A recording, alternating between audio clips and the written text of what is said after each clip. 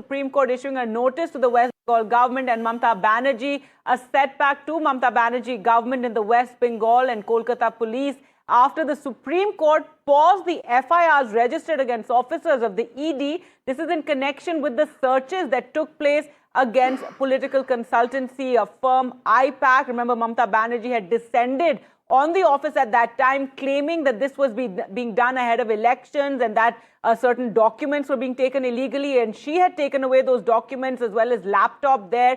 This issue was in the Kolkata High Court, in the Calcutta High Court, and there as well there was ruckus during the hearing. And now today the Supreme Court making these observations, saying it's very serious. This is a breakdown of law and order, and to have a chief minister coming in and interfering in a sense in the work of the Enforcement Directorate. So this ruling coming amid this face-off between the Enforcement Directorate and the Mamata Banerjee government after the IPAC premises had been searched by the ED, which handles the election campaigns for the Trinamool Congress. The Supreme Court saying that it is a prima facie view that the central agency's petition raises serious issues relating to investigation and interference by state agencies. Let's go across to Shreyashi now for more on this story. And Shreyashi, so there a setback to the Mamata Banerjee government, to the Trinamool Congress, and we heard Kalyan Banerjee there saying that this is just, the law, the procedural, things taking place, and claiming this is not a setback and that they will give a reply in the court.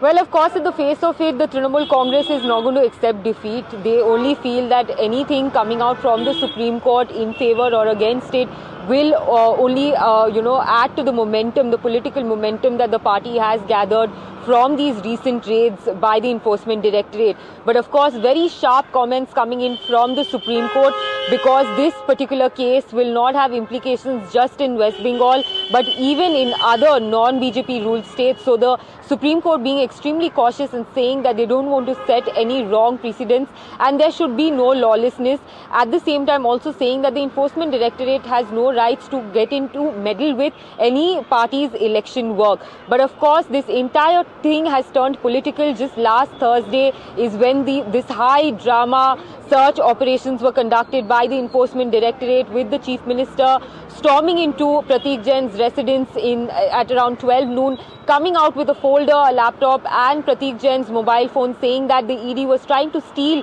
confidential and sensitive political data of the Trinamool Congress, making a direct allegation at Amit Shah, the Home Minister of the country.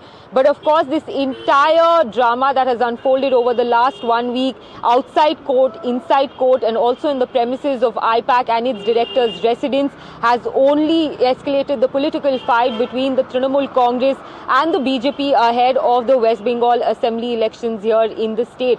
Now, of course, this comes at a time when actually the Trinamool Congress has launched its campaign against the BJP. In Bengali, they've called this campaign Jotoi Koro Hamla, Abar Jeetbe Bangla, which means that no matter how much you, create atrocities for us, how much you create pain for us, we will still be winning. So between that campaign, the Enforcement Directorate coming in, doing search operations at 6:20 in the morning, then the arrival of the Chief Minister, everything was closely watched by the people of West Bengal, and especially here in Kolkata. The IPAC office is situated in the IT hub of Kolkata. A lot of employees had come in to get a glimpse of the Chief Minister coming out with her, administrative officials and her security personnel with files being stored into the vehicle in the basement of the IPAC office. All of that has been on record, and the ED has attached all those photographs as well as the WhatsApp messages that were sent within the Calcutta High Court,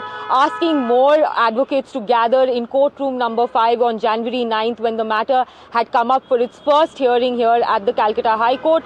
But things did not go that way. The judge was miffed. She left for her chamber and adjourned the matter for January 14th. Yesterday, when that hearing happened, there was a verbal altercation between ASG SV Raju, who was representing the Enforcement Directorate, and Menaka Guruswamy, who was representing the Trinamool Congress.